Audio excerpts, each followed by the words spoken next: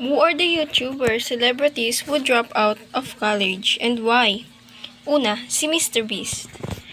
Nag-aral siya sa Greenville Christian Academy sa Greenville, North Carolina. Gayunpaman, hindi niya tinuloy ang isang tradisyonal na degree. Sa halip, huminto si Mr. Beast sa kolehiyo pagkatapos lamang ng 2 linggo upang tumuon sa kanyang channel sa YouTube at ituloy ang kanyang hilig sa paggawa ng nilalaman. Kaya ngayon, successful na siya sa mga ginagawa niya nang walang diploma. Sunod, si PewDiePie. Si PewDiePie nag-aral sa Industrial Economics and Technology Management sa Chalmers University of Technology hanggang siya ay bumaba. Dahil sa hinding pagsaayon sa kanyang desisyon, pinutol ng kanyang mga magulang ang kanyang suporta. Si Mark Zuckerberg. Bumaba si Mark Zuckerberg sa kolehiyo noong 2004 upang itinalaga ang kanyang sarili sa Facebook na itinatag niya sa Harvard University kasama ang 4 na kapwa mag-aaral doon, sina Eduardo Saverin, Andrew McCallum, Dustin Moskovitz, at Chris Hughes.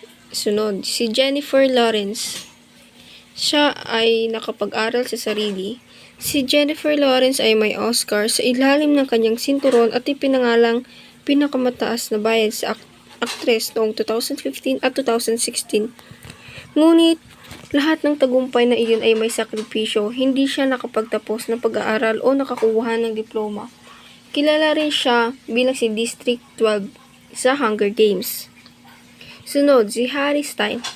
Si Harry Styles ay 16 lamang nang mag-audition siya para sa The X Factor. Si Styles ay sa Metro ay nag-aaral ng kanyang A-levels in Law, Sociology, and Business at gustong maging psychotherapist bago mag-audition para sa The X Factor. Hindi nagtagal, huminto siya sa paaralan nang lumipad ang One Direction. Sunod, si Leonardo DiCaprio. He only completed high school with the help of a tutor and never attended college. The A-lister has starred in his including Titanic, The Great Gatsby, The Wolf of Wall Street, and The Revenant, the last of which earned him his first Oscar after multiple nominations. Hindi ko na Tagalog to. Pasensya na. Ang huli, si Rihanna. Ipinganak sa Barbados, umalis ng paaralan si Rihanna sa edad na 16 para mag-secure ang kanyang music deal sa Def Jam Records. Lumipat siya sa pag-drop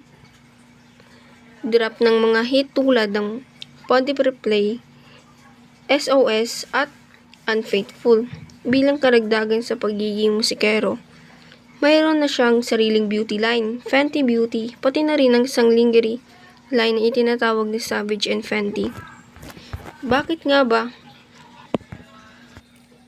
Dahil mas inuna nila ang fashion nila kaysa sa pag-aaral. Katulad nga, hindi lahat ng nakapag-aral ay wala nang mararating sa buhay.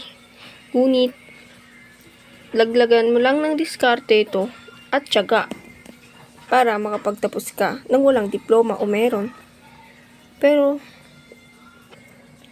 bakit sila at lahat ng bagay ay pinapahalagan at pinagtsatsagaan para makamit ang iyong gusto?